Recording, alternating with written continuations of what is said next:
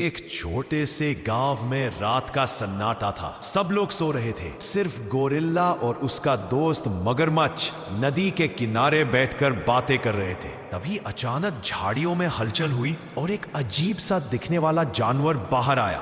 لمبا شریر، چمکتی آنکھیں اور ڈراونی آواز. گوریلا گھبرا کر بولا، یہ کیا چیز ہے؟ مگرمچھ بولا، لگتا ہے کسی اور دنیا کا ہے. اچانک وہ عجیب جانور تیزی سے آیا اور گوریلا کو پکڑ کر اپنے کندھے پر اٹھا کر جنگل کی طرف بھاگنے لگا.